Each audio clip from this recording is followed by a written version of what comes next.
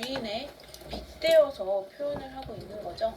그러니까 자기도 지금 인포처럼 풍류를 즐기는 사람이다 라는 걸 말하고 싶어서 지금 자기 자신을 인포에 빗대어서 표현하고 있습니다.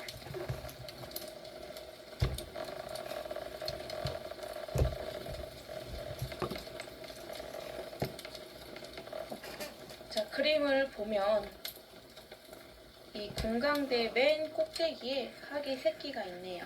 그리고 이 학이 지금 서회의 옛 주인으로 표현된 정철을 반가워하면서 막 날아다니고 있습니다. 다음 보겠습니다.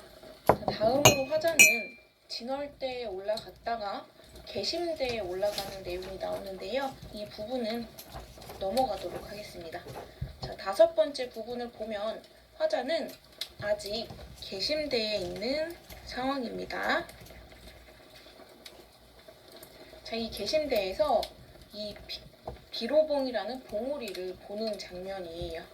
비로봉 상상도에 올라보니 기 누구신고. 자, 비로봉 봉우리 이름이고요. 상상두는 정상 맨 꼭대기입니다. 비로봉 맨 꼭대기에 올라본 사람이 그 누구던가. 지금 개심대에서 비로봉을 바라보면서 비로봉에 올라가 본 사람이 누구던가 라고 생각하고 있는 겁니다. 그러면서 이제 또 중국의 고사를 떠올립니다. 동산태산이 어느야 녹돋던고 노국 좁은 줄도 우리는 모르거든. 넓거나 넓은 처나 어찌하여 적답 말고. 자, 아래 공자의 이야기를 봅시다. 공자는 중국 사람들이 모두 존경할 정도로 뛰어난 경지에 오른 사람인데요.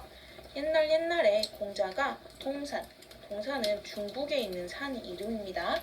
이 동산에 올라가서 노나라가 작다 라고 하고 태산도 중국에 있는 산 이름이에요. 자, 이번에는 태산에 올라가서 세상이 작다 라고 말했대요. 선생님한테는 이 원흥동도 굉장히 넓은데 어떻게 공자는 중국뿐만 아니라 이 세상이 좁다고 한 걸까요? 자, 그건 그만큼 공자의 정신적 경지가 높다는 뜻이겠죠? 도달한 경지가 크고 높을수록 이 세상의 것들은 아주 작은 것으로 눈에 비치기 마련이죠. 공자의 아주 높은 정신적 경지를 아주 잘 보여주는 고사인 것 같습니다. 자, 다시 본문으로 돌아가서 동산태산.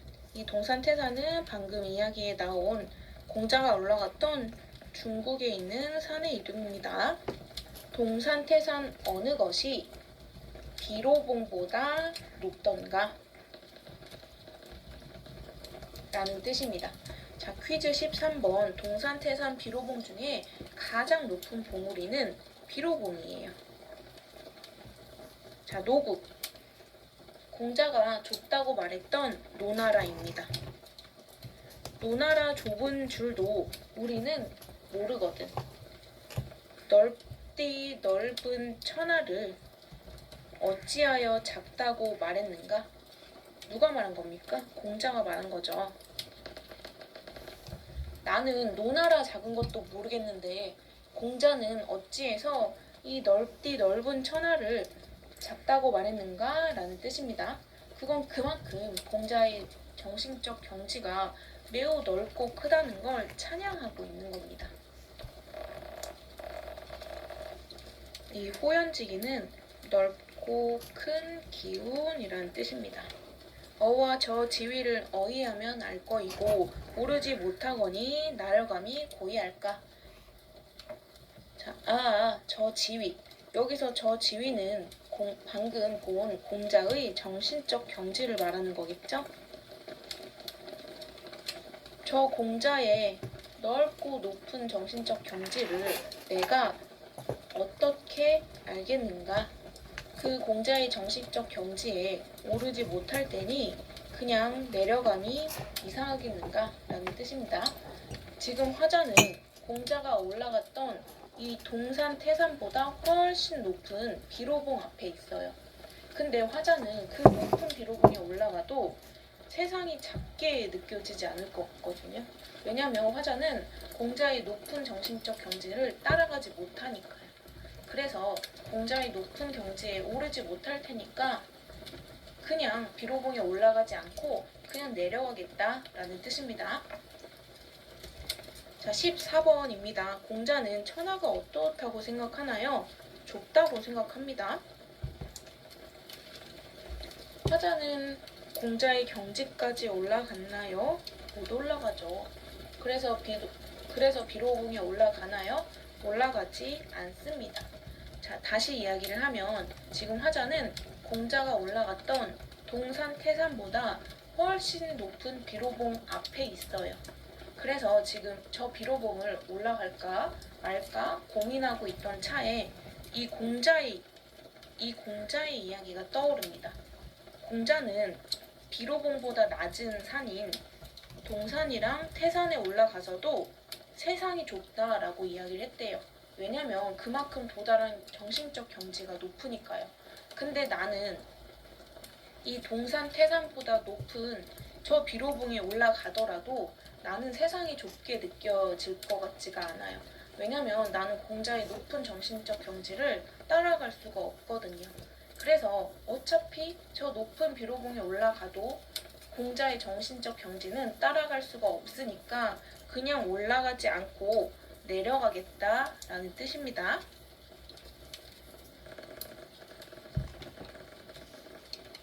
자, 다음 보겠습니다. 원통골 가는 길로 사자봉을 찾아가니 그 알패 너러바회 화령소 되어세라.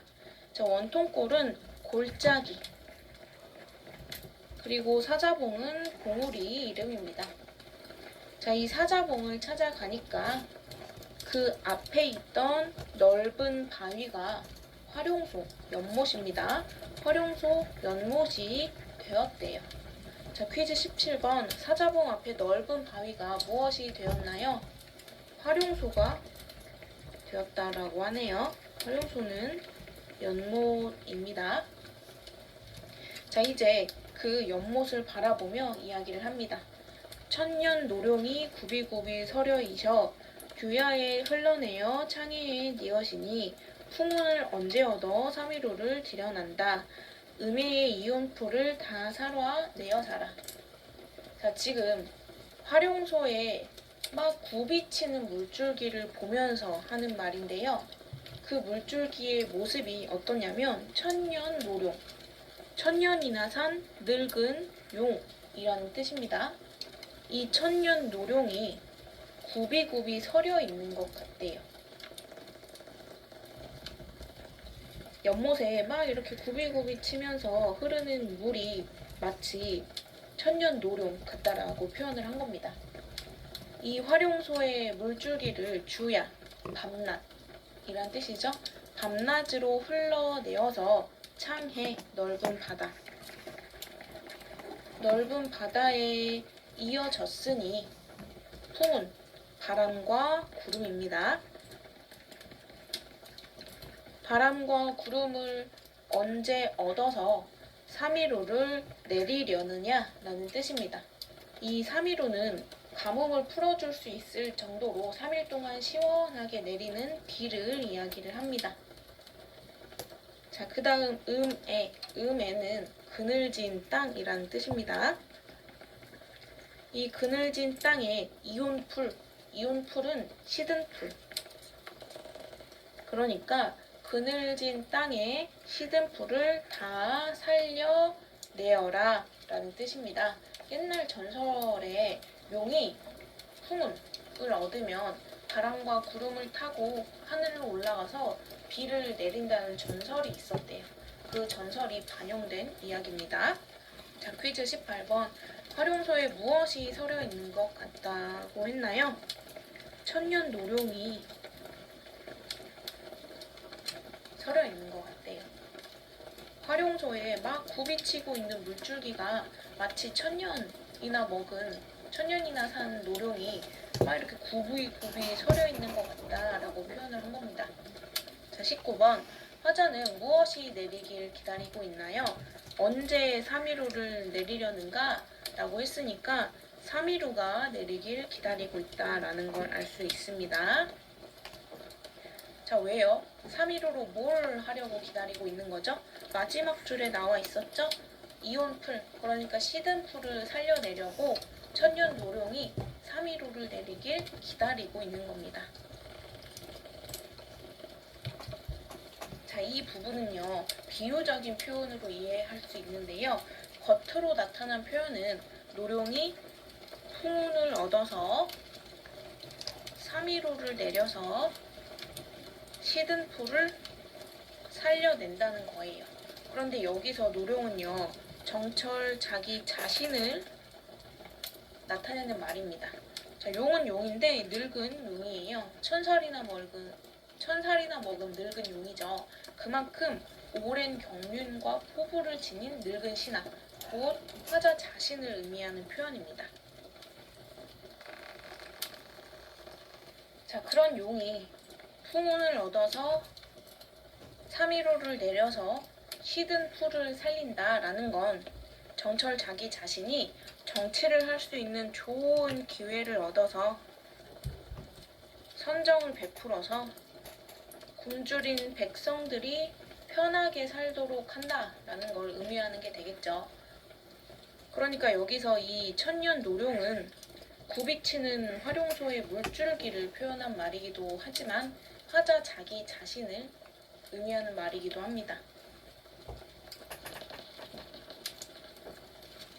용이 비를 내려서 시든풀을 살려내듯이 자기 자신은 선정을 베풀어서 백성들을 편하게 살게 할 거래요. 자, 22번 화자가 하고 싶은 말은 바로 이거겠죠. 선정을 베풀어서 모든 백성들을 편하게 살게 하고 싶다. 자신의 그런 의지를 보여주는 겁니다. 자, 그럼 여기 무슨 색으로 밑줄을 쳐볼까요? 선정을 베풀겠다라는 의지가 드러난 부분이니까 초록색으로 밑줄을 치면 되겠네요. 자, 그림으로 보면 지금 활용소 안에 물줄기가 마치 용 진짜 잘 그렸네요. 이 용이 굽이굽이 서려 있는 것 같아요.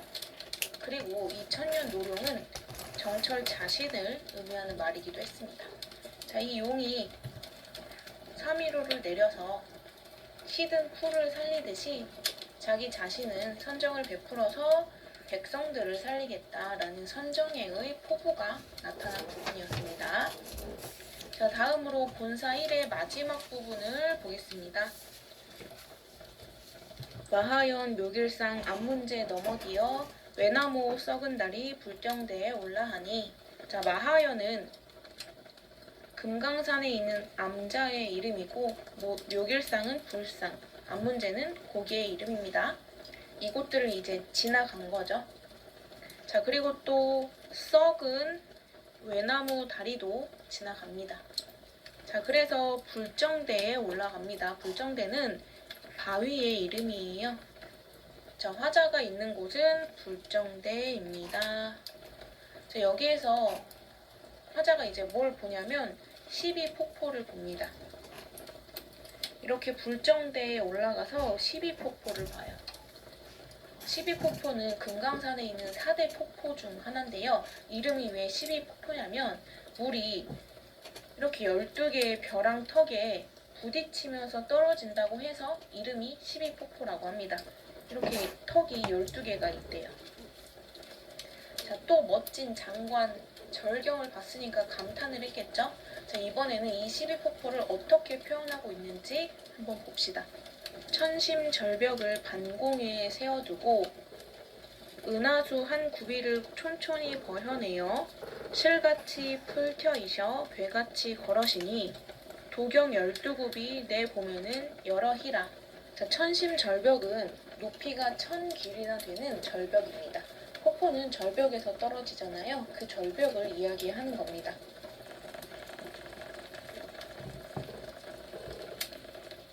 자, 높은 절벽을 반공, 공중이라는 뜻입니다. 공중에 세워두고 은하수 한 구비를 촌촌히 마디마디 베어내어 실같이 실처럼 풀어서 배같이 배처럼 걸었으니.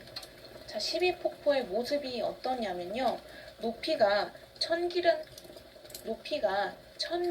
되는 아주 높은 절벽을 공중에다가 딱 세워두고 거기에 폭포가 걸려 있는데 그 모습이 은하수 있죠. 별의 물이.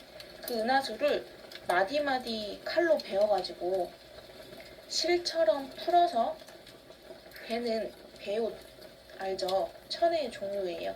배처럼 걸어둔 것 같대요. 표현이 참 멋지죠?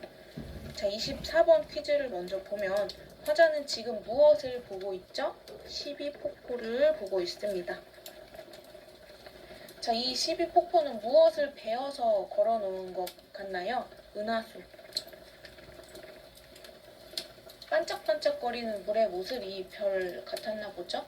자, 그리고 또 실처럼 오로리 풀어서 배처럼 걸어놓은 것 같다라고 표현을 했습니다. 자, 그러면 이 은하수, 실, 배의 원관념은 다 무엇이 되는 거죠? 그렇죠. 폭포가 되는 거죠. 자, 먼저 은하수 한 굽이 에서는 폭포를 은하수에 빗대어서 표현하고 있으니까 은유법. 그리고 실같이 풀어서 배같이 걸었다. 에는 지금 같이라는 말을 사용을 해서 폭포를 실과 배에다가 빗대어 표현하고 있으니까 직유법이 사용이 되었네요. 자, 그리고 또 하나. 실같이 풀어서 배같이 걸었다. 유사한 문장 구조가 반복되고 있지요? 그렇죠. 대꾸법도 사용이 되고 있습니다. 자, 다음 보겠습니다. 도경 12굽이 내 봄에는 여러히라 니덕션이 이제이셔 고쳐 의논하게 되면 여산이 여기도곤 낫단 말 못하려니. 자, 도경은 책 이름이에요. 이 도경이라는 책에서는 저 폭포가 12굽이라고 했대요. 근데 지금 자기가 보니까 12굽이보다 더 여러히라, 더 여럿으로 보인다라는 뜻입니다. 자, 그리고 니덕션은 당나라의 시인인 이백을 이야기를 합니다. 이백이 이제 있어서 고텨는 다시 의논하게 된다면 여산, 중국에 있는 산 이름입니다. 여산이 여기 도곤은 뭐뭐보다 라는 뜻이에요. 여기보다 낫다는 말은 못할 것이다. 자, 27번 화자가 보기에는 폭포가 몇 굽이인 것 같나요? 도경이라는 책에서는 저 폭포가 12굽이라고 나와 있는데 화자가 보기에는 그 이상인 것 같대요. 자, 28번 이백이라는 당나라의 시인이 옛날에 여산에 있는 폭포가 세상에서 제일 멋지다 라는 시를 지었었대요. 자, 근데 그 말을 다시 못할 거라는 이유는 무엇일까요? 왜냐면 이백이 세상에서 제일 멋있다고 했던 여산 폭포보다 내 눈앞에 있는 저 12폭포가 훨씬 멋지니까. 그래서 이백이 살아 돌아와서 지금 저 12폭포를 본다면 여산 폭포가 제일 멋있다라는 말은 두 번 다시는 못할 거다라는 뜻이 됩니다. 그만큼 12폭포가 엄청 멋있다는 자부심을 드러낸 표현이죠. 자, 그림으로 다시 보면 불정대에 올라간 화자가 이 은하수 같은 12폭포를 보고 있어요. 그 모습이 너무 멋져서 생각하기를 당나라의 시인인 이백이 온다면 여산 폭포보다 여기가 훨씬 더 멋지다라고 인정을 할 거래요. 자, 이런 내용이었습니다. 자, 마지막으로 본사 1에서 화자가 돌아다닌 곳을 한번 정리를 해봅시다. 자, 제일 먼저 이 만폭동에 가서 같은 무지개, 옥 같은 용의 꼬리, 우레, 눈 같은 폭포를 보고 그 다음에 금강대에 올라가서 학을 만나죠.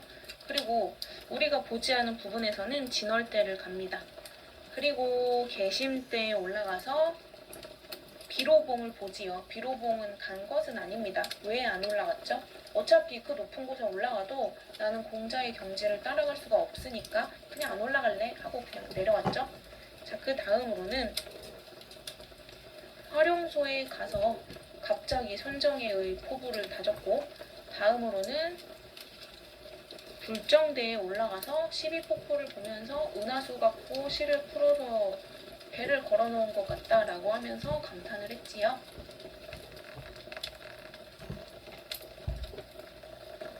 자, 이렇게 본사 1에서는 금강산 이곳저곳을 돌아다니는 내용이 나왔습니다. 오늘도 영상 끄신 후에 바로 다시 읽어보면서 정리해보면 훨씬 기억에 잘 남지 않을까 싶습니다. 자, 오늘 여기까지 함께한 친구들 정말 대단합니다. 조금만 더 힘내서 다음 시간에는 관동팔경을 돌아다니는 정철의 여정을 같이 따라가 봅시다. 오늘도 고생하셨습니다.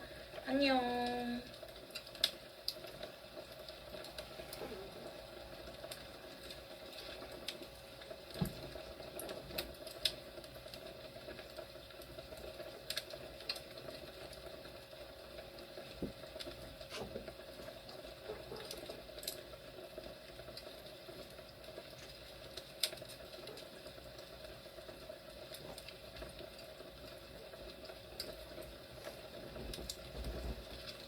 연락 때문에 뭐 하는 거야?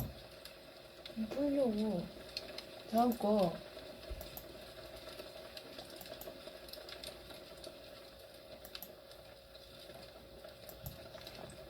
안녕하세요. 이번 시간에는 지난 시간에 이어서 본사 2와 결사 부분을 분석해 보겠습니다. 본사 1에서는 화자가 금강산을 구경하는 내용이 나왔었죠. 자, 그리고 본사 2에서는 화자가 금강산에서 내려와서 어디로 이동한다고 했었죠? 그렇죠. 관동팔경이 있는 바닷가로 이동한다고 했었지요.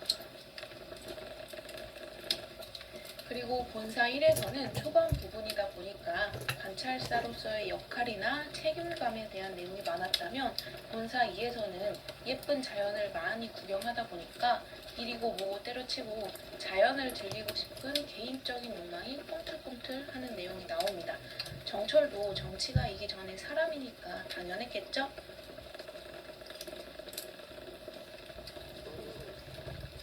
그러니까 본사 1에서는 정치가 위정자로서의 모습이 나왔다면 본사 2에서는 인간 본연의 모습이 나오게 되는 겁니다.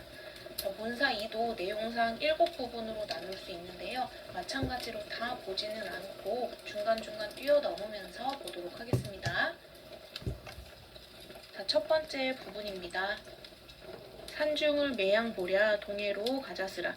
남여 완보하야 산영루에 온나하니 영룡 법계와 수성 제조는 이별을 원하는 듯. 산중만 매양 늘 이란 뜻입니다. 늘 항상 이란 뜻이에요. 산중만 늘 보랴 동해로 가자꾸나. 자, 산에서 내려와서 이제 동해로 이동을 합니다. 남여 완보. 여기서 남여는요, 뚜껑이 없는 가마를 이야기를 합니다. 앞뒤에서 각각 두 사람이 어깨에다가 메고 이고 지고 가는 가마예요. 이걸 어깨에 메고 가는 사람은 참 힘들겠죠. 그런데 화자는 지금 이걸 메고 가는 사람이 아니라 이걸 타고 가는 사람이겠죠. 그런데 이걸 타고 간다라는 걸 통해서 만약에 우리가 화자에 대한 정보가 없는 경우라면 가마를 타고 갈 정도니까 화자의 신분이 적어도 양반 이상이구나 라는 걸 짐작해 볼 수가 있겠네요. 자, 그리고 완보는 천천히 걷는다 라는 뜻입니다. 가마를 타고 천천히 간다 라는 뜻이에요. 산영루에 올라가니, 산영루는 누각 이름입니다.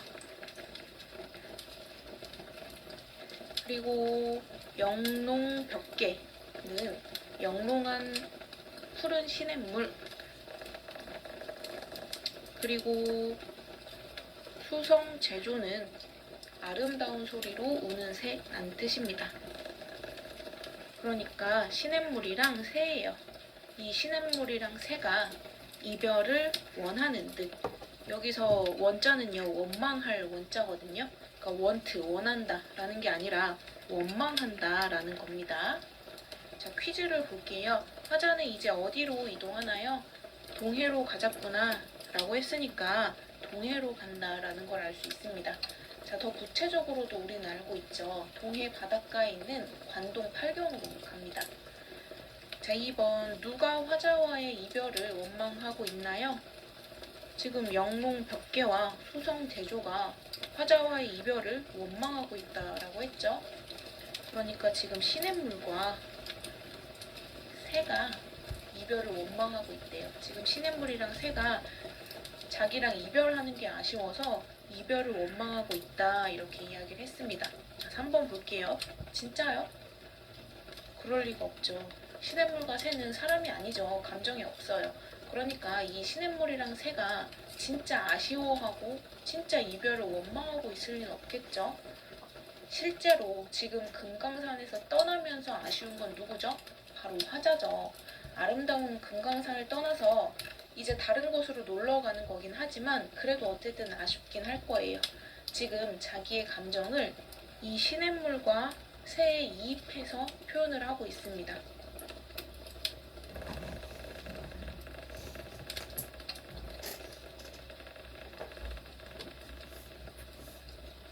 그러니까 여기서 영롱 벽계와 수성 제조는 화자의 감정이 이입된 소재가 되는 거죠. 자, 다음입니다. 전기를 떨치니